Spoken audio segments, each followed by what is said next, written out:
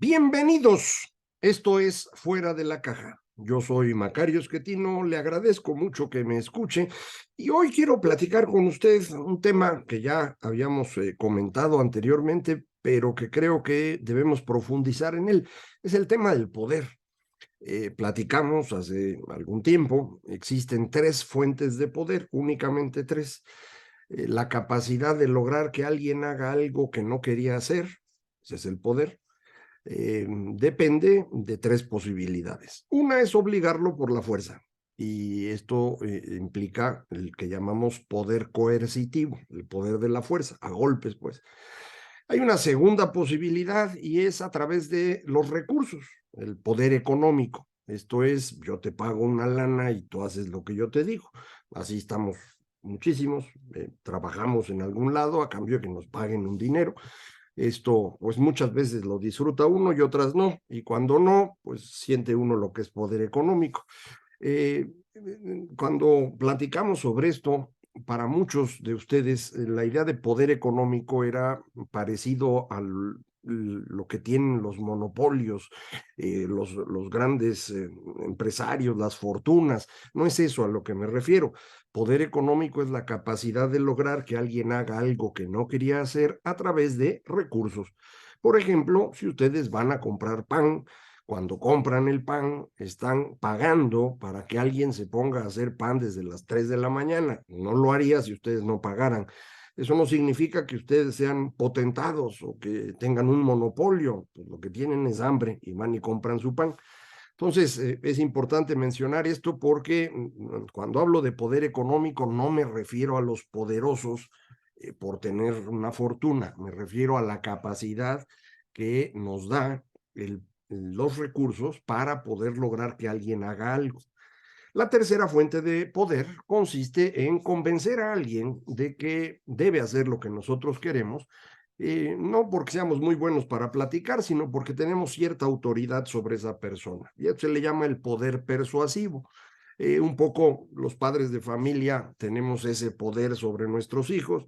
De vez en cuando hay que complementarlo con poder coercitivo, al principio sobre todo, después ya más grandecitos con el poder económico, y luego pues ya no nos hacen caso de cualquier manera, pero bueno, durante un tiempo se puede hacer. Entonces son tres fuentes de poder: coercitivo, persuasivo y económico. La manera como funcionan las sociedades humanas requiere del uso del poder. Podemos vivir en sociedades muy chiquititas que llamamos comunidades, en donde el poder, pues a lo mejor no se requiere, pero esto es una cosa muy chiquita. Ya comentaba yo, incluso en la familia se hace necesario ejercer el poder, al menos el persuasivo, y muchas veces complementarlo con las otras dos, porque si no, no puede funcionar adecuadamente en la familia. Habrá quien me diga que sí, que todos se llevan muy bien. Espérense a la herencia y van a ver cómo no se llevaban tan bien. Esta necesidad de ejercer poder sobre los grupos para que puedan funcionar es natural para los animalitos como nosotros, no es nada excepcional, no, no sufra usted por ello. Entonces las sociedades requieren del uso de este poder, y son estas tres fuentes las que hay. Sin embargo, durante la mayor parte de la existencia de grandes sociedades humanas que empiezan hace 15,000 años, durante todo ese tiempo, casi todo, hasta hace 500 años, prácticamente en todas las sociedades había realmente dos fuentes de poder: el coercitivo y el persuasivo, es decir, el poder de la fuerza y el poder de la autoridad derivada de ciertas cosas. Esta autoridad provenía esencialmente de la religión y el poder coercitivo era pues la construcción del Estado. La combinación entre Estado y religión es lo que va a permitir que estas sociedades humanas vayan creciendo en tamaño. Cada vez que crecen en tamaño, tiene que hacerse mucho más compleja la estructura religiosa, tiene que cambiar la forma como se ejerce el poder coercitivo, tienen que ocurrir muchas cosas, pero así es como va funcionando. Lo que no hay durante prácticamente todo el tiempo es poder económico. Esto no significa que no hubiera recursos, sino que esos recursos estaban concentrados en manos de quien tenía el poder coercitivo o quien tenía el poder persuasivo. Es decir, el rey, el faraón, el que fuese, como se llamara, era quien tenía la propiedad de la tierra.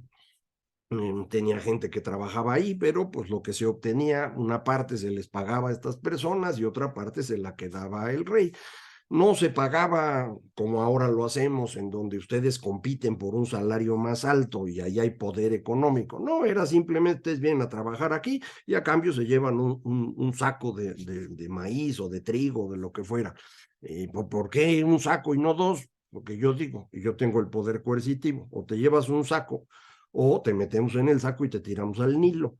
Entonces, pues así todo el mundo entiende. Entonces, no es un poder económico, es un poder coercitivo que se queda con la capacidad de administrar los recursos. Lo mismo ocurre con la religión.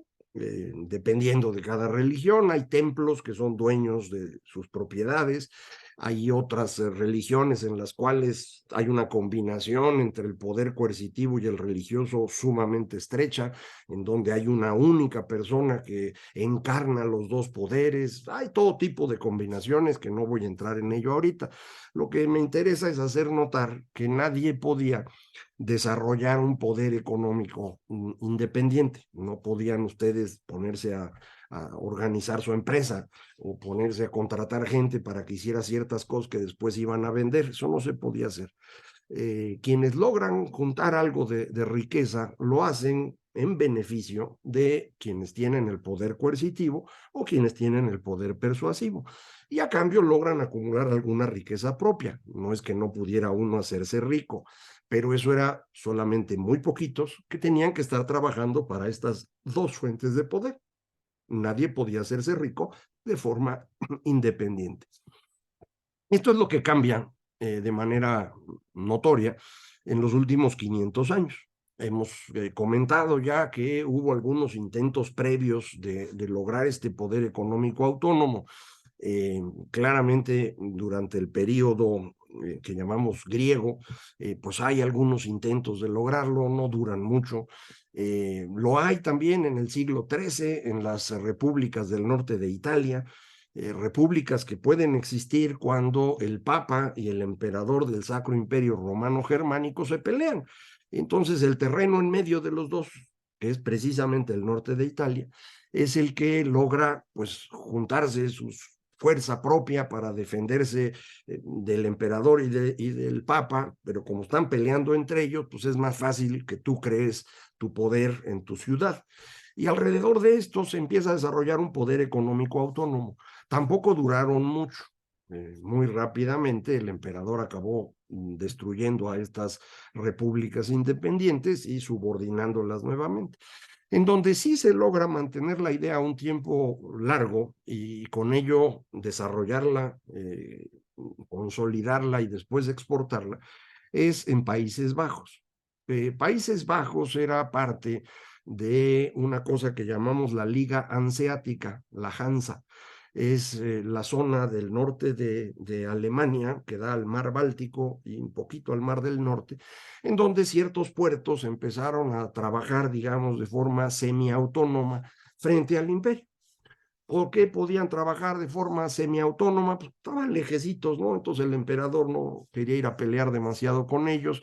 Había un pleito también entre el rey de Suecia y el emperador, entonces eso abría el hueco para poder trabajar. Eventualmente termina la guerra y se tunden a la Liga Hanseática y se acaba. Pero en la parte del Mar del Norte, en los pantanos, ahí se mantiene la idea. Esos pantanos del Mar del Norte es lo que hoy llamamos Holanda. ¿Por qué logra sobrevivir la idea? Porque nadie quiere ir a los pantanos a pelearse. Entonces dijeron, ay, dejen a los loquitos, no les hagan caso, no se preocupen. Ahí en esa zona es donde nace el emperador del Sacro Imperio, ya en ese momento Habsburgo, que se llama Carlos V, usted lo conoce.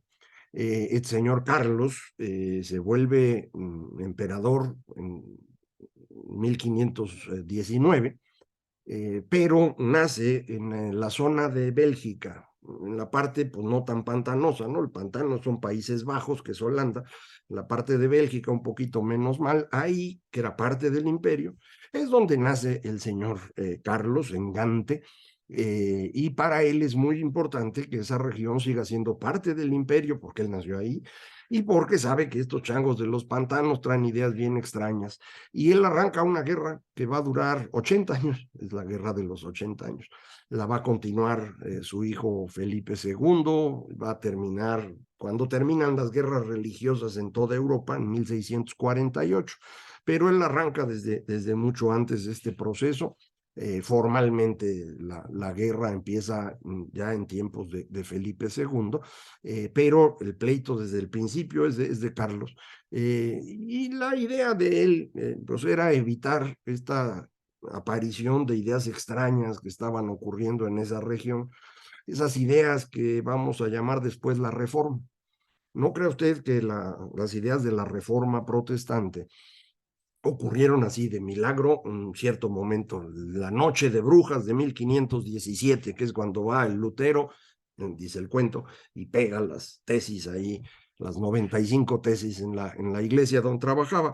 En realidad eso es parte del cuento, probablemente lo hizo, pero no importa. Lo importante es que esas 95 tesis se imprimieron y con la imprenta se pudieron repartir en todas partes. Y eso es lo que le complicó la vida al imperio. Era el proceso de estar cambiando de emperador. Para entrar como emperador del Sacro Imperio, o se hacía una elección, no como las de ahora, ¿eh? ¿No? Donde todo el mundo va y vota y contamos los votos, hay que aprovechar mientras se pueda. No, no, la elección del Sacro Imperio Romano Germánico consistía en 7 votos, nada más 7 personas votaban, 4 políticos y 3 religiosos, 3 obispos o arzobispos, no sé exactamente qué eran, y 4 reyes, digámoslo así, de ciertos lugares, Sajonia, Brandenburgo, etcétera. Ellos iban y votaban. Como nada más eran 7 votos, comprar esos votos salía carísimo, ¿no? Entonces había que ir a repartirles billete a los obispos y a los reyesitos para que votaran por uno. Uno de esos reyes, el rey de Sajonia, ve el hueco y dice, ay, mira, este Lutero está poniendo bien nervioso a Carlos, que quiere ser emperador. Entonces, pues lo voy a administrar yo. Yo amenazo a Carlos con mi luterito aquí junto y pues eso le va a ir incrementando el costo del voto. Y entonces empieza a cuidar al Lutero. Por esa razón lo llaman Federico el Sabio, porque se dio cuenta de la importancia del Lutero. Yo creo que era un tema más político, pero en cualquier caso esto funciona. Esta reforma, en realidad, insisto, es un proceso de ideas que llevaban ya un rato. Empiezan, en algunos casos uno puede irse hasta 1200 y cacho, y empieza uno a ver el surgimiento de ciertas ideas religiosas, marginales, en donde la iglesia administra como siempre.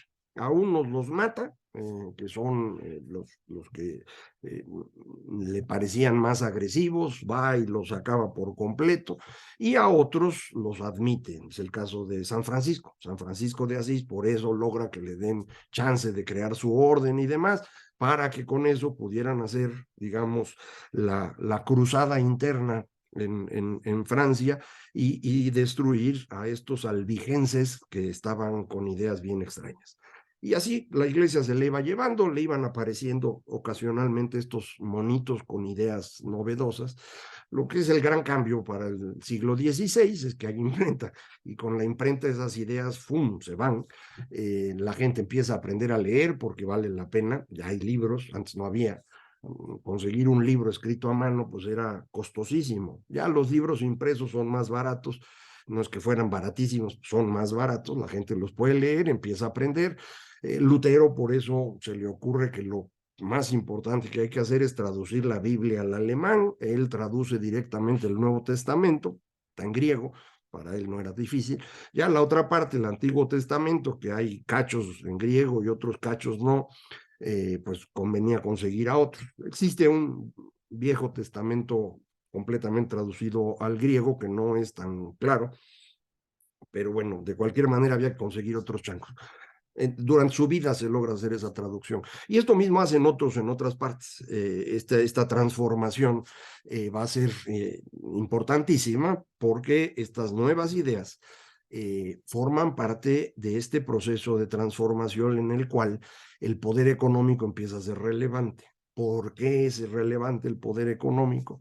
Porque parte de las ideas que se desarrollan en ese momento es la idea de que hacerse rico uno es algo legítimo. No tienes que andarle pidiendo permiso ni al coercitivo ni al persuasivo, o sea, ni al Estado ni a la religión. ¿Cómo le hago para poder desarrollar este poder económico si el coercitivo y el persuasivo me quieren destruir? Pues lo tengo que frenar. ¿Cómo freno a estos poderes? Esta es la razón por la cual no se había podido hacer antes, se puede hacer en ese momento. Lo hago construyendo un poder coercitivo propio en mi ciudad. ¿Y quién va a tener ese poder coercitivo en mi ciudad? Nosotros. ¿Quiénes somos nosotros los que vivimos en la ciudad? ¿Cómo nos llamamos los que vivimos en la ciudad? Ciudadanos. Es el origen de la democracia. Nos gusta decir que la democracia viene de Atenas. No, no, no, no. La democracia se inventa prácticamente en el siglo XV en Países Bajos, en la lógica de que quienes viven en la ciudad deben gobernar su ciudad y no deben depender del emperador. ¿Por qué quieren hacer eso? Porque saben que si el emperador gobierna, viene y les quita su lana. Entonces, para que yo pueda tener mi lana, necesito frenar a aquel chango. Para frenarlo, lo que necesito es una fuerza propia. ¿Quién la va a hacer? Nosotros los ciudadanos. Y nos armamos y defendemos nuestra ciudad. El líder de este proceso durante todo el tiempo se llama William de Orange. Son varios del mismo nombre, va heredándose en la familia. El último de esos líderes casa con Mary, hermana de Jacobo II de Inglaterra, al cual van a correr de Inglaterra porque andaba queriendo regresarla al catolicismo, y William and Mary van a ser reyes de Inglaterra a partir de 1688, en una cosa que se llama Revolución Gloriosa. Y el señor William, cuando llega a Inglaterra, trae consigo las ideas que se habían desarrollado allá. No es que las trajera por primera vez, los ingleses ya sabían que eso ocurría, habían ido acompañando el proceso, pero no al ritmo al que iban los de Países Bajos, y es en ese momento que se desata Inglaterra y esa isla de mal clima, chiquita, donde no hay nada, se va a ir convirtiendo en el país más poderoso del mundo en el transcurso de los siguientes 2 siglos. Y el origen, yo digo, es esta nueva forma de pensar que les permite desarrollar una capacidad de creación de riqueza que nadie más tiene. ¿Por qué? Porque la creación de riqueza ocurre cuando el poder económico existe, cuando le das libertad. Ahora bien, para enfrentar al poder coercitivo es necesario también enfrentar al persuasivo. Y el persuasivo es la iglesia. Y a la iglesia, pues hay que minarla. ¿Y cómo la minas? Pues diciendo que los señores de la iglesia son unos corruptos, lo cual pues no era nada raro. Sí estaba fácil de demostrar. Eso es donde se monta Lutero, por ejemplo, pero muchos otros también. Y entonces lo que pues vas a ir planteando es ideas distintas. O sea, no nada más ese Dios es el bueno, ¿eh? El arranque pues no va a ser inventando otro Dios, sino diciendo, es el mismo Dios, pero yo me voy a acercar a él de otra manera, no a través de los curas, sino a través de la lectura de la Biblia. Y aquí no dice que yo tengo que andar pagando 10%. No, acá lo que dice es que yo tengo que portarme bien y hacer ciertas cosas, y se desarrolla una teología propia de estos grupos, que no van a ser uno solito, van a acabar siendo un montón, porque pues una vez roto el dique de un solo camino hacia Dios, pues aparecen un montón. ¿Cuáles de esos van a ser exitosos? Aquellos que consigan un rey que los apoye. La razón por la cual cada uno de estos denominaciones va a sobrevivir en el tiempo y a tener cierto éxito es porque un rey dice, ah, sí, esta es la neta, güey. Entonces, en Suiza no hay un rey, hay distintos lugares con cantones en donde hay ciudadanos que deciden seguir al calvinismo. En Suecia, que acuérdense, había tenido pleito con el imperio, dice, ah, pues nosotros vamos a ser luteranos, vamos a seguir las ideas del Lutero. En Gran Bretaña el proceso es un poco distinto, pero va aprovechando las ideas que ya le comentaba y se vuelven anglicanos. Y ustedes, mexicas que me escuchan, pues son católicos porque su rey era católico. No hay ninguna otra explicación. Es la forma como se fue construyendo este mercado de religiones, vamos a decirlo así. Una gran cantidad de religiones de denominaciones no tuvieron rey que los apoyara, y pues agarraron sus chivas y se fueron a Estados Unidos, que no se llamaba así, obviamente, se fueron hacia allá y ahí se instalaron. Son los anabaptistas, la mayoría de las denominaciones que llegaron inicialmente. Entre los anabaptistas, usted seguro conoce a los menonitas, están también los Amish, hay muchos grupos que se fueron instalando en distintos lugares en Estados Unidos, pues para tener su espacio donde tenían su propia religión, pero no había ni un estado que los destruyera, ni una religión que dijera por dónde. Y eso les permite a todos estos grupos ir desarrollando su propio poder económico. Entonces, la gran transformación de los siglos XV y XVI consiste en el reconocimiento de que podemos hacernos ricos de forma independiente y con ese poder económico que cada uno tiene puede comprar lo que le dé la gana y va a obtener ese poder económico vendiendo lo que sepa hacer, y no debe meterse en esto ni el Estado con su poder coercitivo ni la religión con su poder persuasivo. Esta es la gran transformación. Lo que esto significa es que de pronto empieza a haber riqueza. Y conforme hay riqueza, la población empieza a vivir más tiempo, a reproducirse mejor, y empieza el crecimiento poblacional que nos va a llevar en este momento a tener 8.000 millones de seres humanos, números redondos, 40 veces más de lo que había a inicios de esta época, o sea, en el año 1, pero al mismo tiempo vamos a tener 200 veces, 300 veces más riqueza que la que había en aquel momento. Por eso hoy todos somos muchísimo más ricos de como habíamos vivido en toda la historia humana. Ese es el gran cambio que logramos en el siglo XV. Nos dimos cuenta que podíamos hacernos ricos solos, pero para eso había que limitar al poder coercitivo y al poder persuasivo. ¿Cómo exactamente se hace esto? Se lo platico lo más pronto posible. Muchísimas gracias. Esto fue Fuera de la Caja.